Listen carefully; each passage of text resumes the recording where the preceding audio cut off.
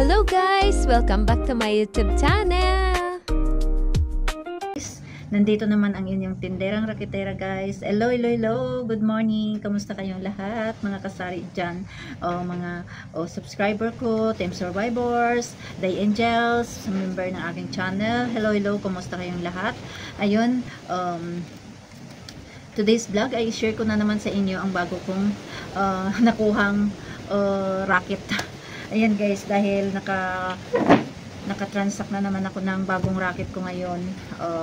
Processing na naman ito ng mga papers guys. Ayan ayan na may deed of sale na sila, so i-process ko na naman ito ang kanilang mga papers sa BIR. So kompleto na naman.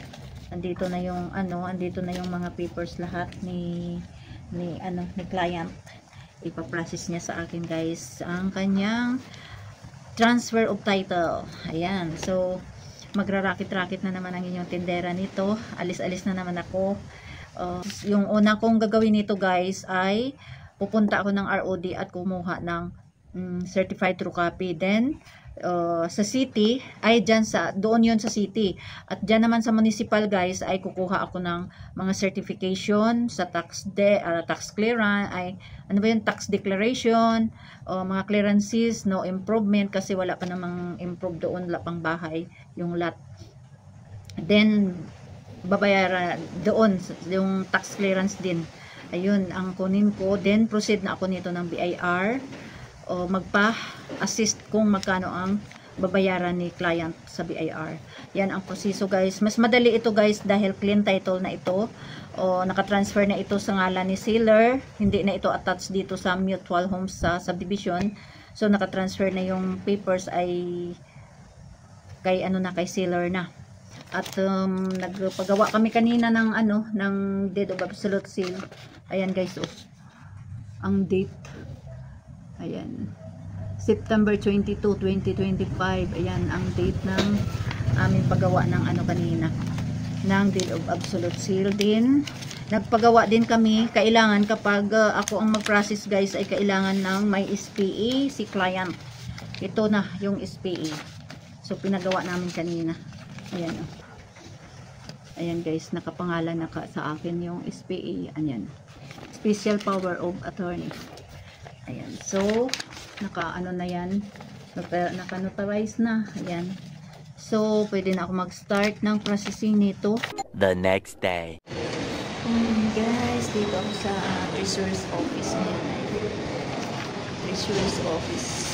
Nagbayad ako guys ng tax clearance. Kumuha ako ng tax clearance kasi bayad na din ng whole year 2025 ang client. So kumuha na lang ako ng tax clearance para gagamitin ko dun sa BIR. At tapos na din ako dun sa assessors, kaya proceed na ako guys sa sa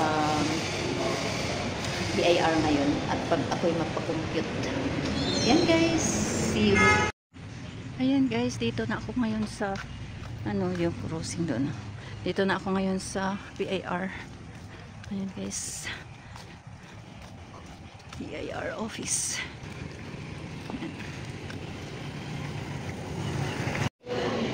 Ayan guys, dito na ako ngayon sa loob ng BIR at naghihintay na ako ng aking number dito sa unit.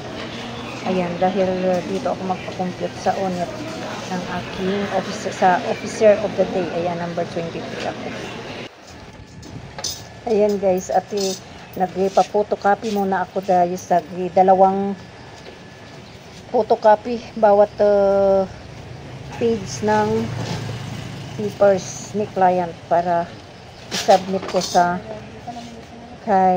officer of the day para makomputan na niya ako guys. Ayan guys, kompleto na. Ayan, nakapa-xerox na ako guys. So ito yung kailangan. Ayan, ID. Ayan, ID ko. Absolute sale. Ayan, tax deed.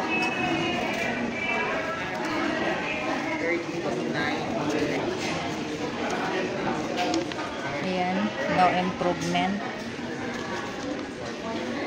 official power of attorney. At saka certified true copy. Ayan. Napaserox ko na yan lahat guys. Tag 2 copies every page. Ayan, so proceed na. Hintay na ako ng number ko. Bumalik kasi ako number 34 na. At 32 pala doon sa ano, sa officer of the day. 5.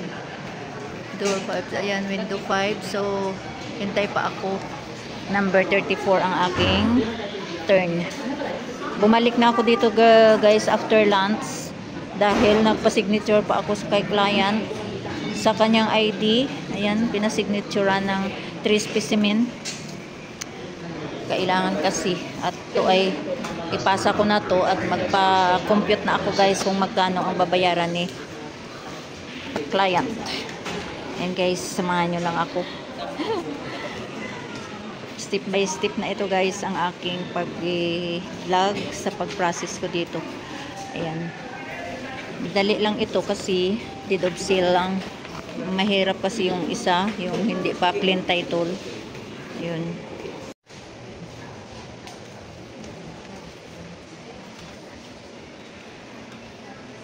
3 days later. Morning guys. So, October 1 na tayo ngayon guys. October 1. So, dito na naman ako sa BIR guys. Yan. Sa BIR office. Dito sa Saraga lang naman. At ako'y mag-verify kung approve na yung papers ni client sa dito. At para makapagbayad na din ako doon sa pututan guys. Sa doon daw ako pwede magbayad. Hindi na daw pwede. And guys, update ko kayo. Good morning. The next day. And guys, dito na ako ngayon. Good morning. Dito na ako ngayon sa PNB guys.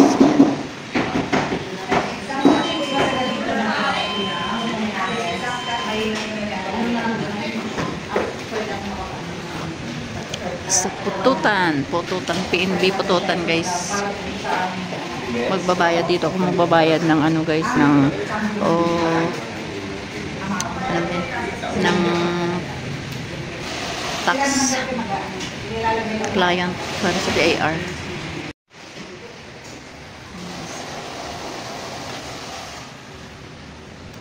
Waiting ako sa aking number. Marami pa kasi ang nauna sa akin. Yan. Ayan guys, nakaano na ako ng aking order.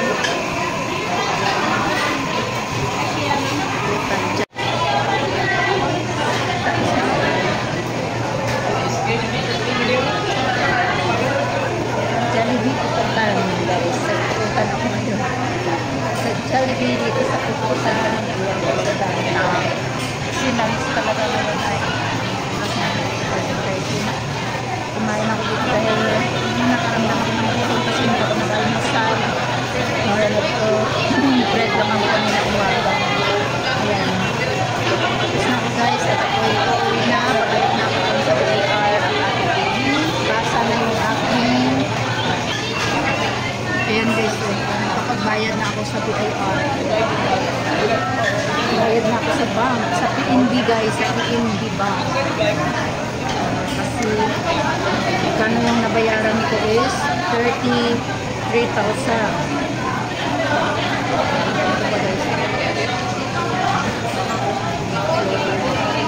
33,000 lahat ang nabayaran ko guys sa bank para sa BIR ng client. And guys, tapos natin, babalik na ako dun sa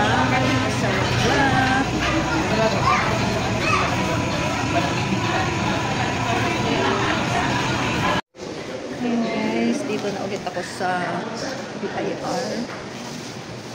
Ibalik ko dito yung papers sa compliance. Ayan. Sa compliance section. Para ma-process na yung papers. Yung e-car. Kasi nabayaran ko na ang kanyang gain tax at saka yung kanyang kanyang nabayaran ko na yung kanyang capital gain tax at saka ang kanyang kanyang documentary tax declaration. Ayan, so kapag mapasa ko na ito, mabalik ko sa compliance section, ito ay hintay na naman ako ng release ng e-car ni client para i-proceed ko na kung andyan na yung e-car. I-proceed ko na naman guys doon sa sa ROT para nasa transfer of title. Need pa yan magbayad ng transfer of tax doon sa Kapitolyo. Yan. Kapitolyo doon sa bayad ako doon ng tax, transfer of tax, at saka i-proceed ko na naman siya sa i-proceed ko siya doon sa ROT na para ma-process na yung transfer. Ayan guys. While Patchy pulls himself together, let's see how SpongeBob's party is shaping up. Ayan guys, dito na ako ngayon sa e-car receiving racing. Kaya nag-profi ka mong ayan na guys, nakuha ko na yung e-car ko. Ayan guys, ayan na, proceed na ako guys sa city. Okay naman pala dito guys, mabilis na. 13 ako pinabalik, so ngayon 13 ay nandito na talaga siya, so madali lang balik. Ayan guys, e-car, ito yung kinuha ko dito guys.